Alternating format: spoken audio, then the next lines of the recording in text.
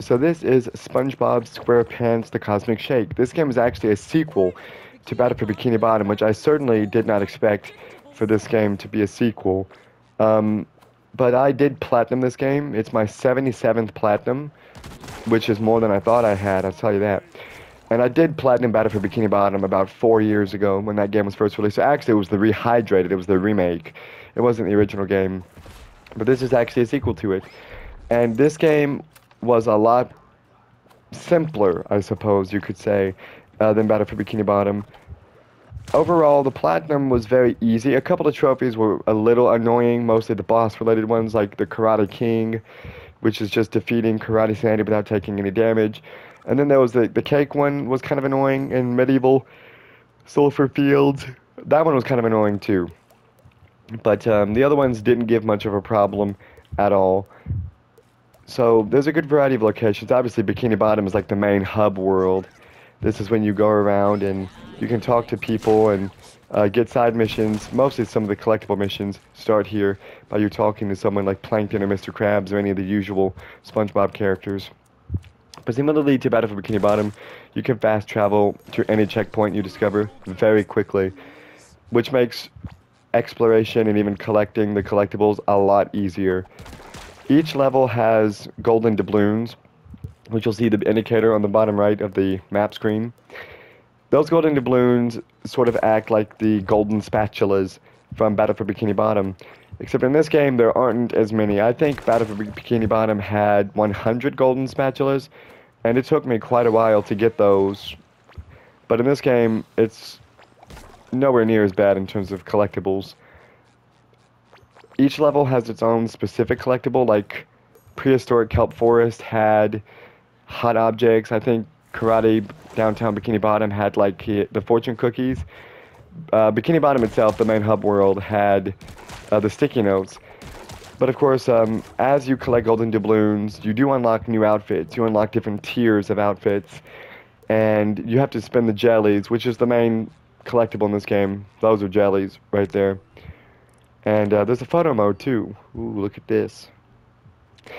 But the jellies allow you to actually unlock different outfits. And there's a good variety from various parts of SpongeBob's history. This is the default one. This is the one I have now. You get this one by basically 100%ing the game. These are the awards here. These sort of act as the trophies. See, I have all the awards here. Took me about 14 hours-ish to get the platinum for this game. These are unlocked by completing side missions. These two, I should say. These are for doing all the Flying Dutchman ones. These are for doing all the Glove World ones. This one you get for 100%ing the game. These you unlock just throughout the story. When SpongeBob visits the different worlds, he'll wear a different outfit. Everyone from this point down is actually bought with the jellies. There's, like, the Cuddly Bob one, which I think is cool. There's the Goofy Goober one. These all come from past episodes of SpongeBob. Like, this has Rehydrated Bob. This is what it looked like on the cover of Battle for Bikini Bottom. This one's my favorite. The Quickster is one of my favorite jokes ever in SpongeBob.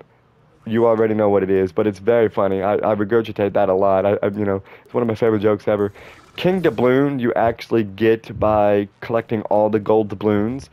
SpongeBob is just gold. He's gilded, to say. So that one's cool. Well, watch this. Nice. He does that in Battle for Bikini Bottom as well. And then there's Pirate Goo Lagoon, which was actually probably my second favorite environment.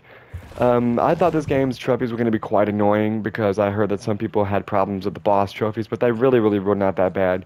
The Karate King one, which is when you defeat Sandy without taking any damage, took me about 6 or 7 tries. That one was pretty annoying, but it wasn't too bad. There was one other boss trophy that kind of gave me some issues. Pom Pom was one of them.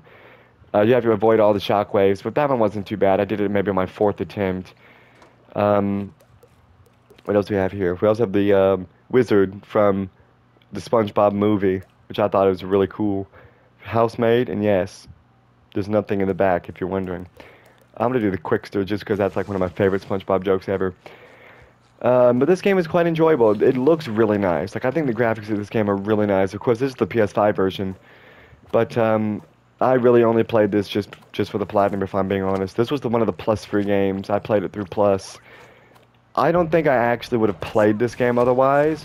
I did play Battle for Bikini Bottom simply because I followed the speedrunning community for that game, and when I heard that the game was being remastered, I took an interest in the remake and I played it and everything. It was very enjoyable. As I said, though, I platinumed the rehydrated version of Battle for Bikini Bottom, and that one, I remember that one was kind of annoying. It's been about 4 years since I last played it, but I definitely remember there was a trophy or two in that game that was just really annoying, and I was just really happy to get it over with. But I think if I remember correctly, there were certain side missions you had to complete for the Golden Spatulas. As I said, my memory is a little foggy for that game because it's been a while. I haven't revisited it. But this game was a lot more straightforward. It was a lot simpler, and it was very enjoyable. Just apart from a couple of boss trophies being really annoying, the collectibles were not bad at all. I did use a guide, but as I said, you can just go wherever you want. Like, you can teleport to any checkpoint you've discovered, and that makes navigation like 13 times easier. You also do have to replay the levels later on because you'll have an ability that is necessary to... I mean, look how pretty this game is. You know, I mean, look at this. There's also a photo mode. Look at that. I'm gonna go ahead and take a screenshot. Very nice. Anyway, you do have to replay the levels because sometimes there might be an ability that you have to have in order to actually get like one of the golden doubloons, but you haven't progressed far enough into the story. You won't be able to get it. So you do have to replay the levels, which, as I said, it's not that big of a deal though. Here's the glove world. This is one of the main entrances. There is a good variety of locations though. But overall, this platinum trophy was quite simple. It was very straight to the point. This is my 77th platinum. Didn't give me too much trouble at all. I mean, the boss trophies is some of the ones I was concerned about. And some of the trophies you do have to grind a little bit. But for the most part, you'll get a vast majority of them just through the story. This is the reef blower, by the way. But yeah, there are a couple of trophies in which you will have to grind. But it's really, really not that bad. Here's a glove world. This one does have some mini games that you can play and whatnot. Look at this guy. All right. I did turn the music down, by the way, because this does play music from the actual show, and there's a very, very good chance of that stuff being copyrighted. So, but yeah, for a SpongeBob game, obviously one of the greatest cartoons ever made. This is my biased opinion, but I think SpongeBob is the greatest animated series all time, like ever. Let me do this. Oh yeah, watch this mashing ability. Yeah, watch this. Look at the... Oh yeah, look at this mashing ability. Isn't this nice? But yeah, you have to complete all these minigames like twice in a row to get some of the outfits. Yeah, look at that. Very nice. Victory Royale. Oh yeah. We have a champion. Congratulations, little guy. Nice. Strong. But yeah, this game was actually very, very enjoyable. I do recommend it though. So that's my my little I guess thoughts video. Hey, look at Patrick taking the front and center. There you go. But anyway, this game was very enjoyable.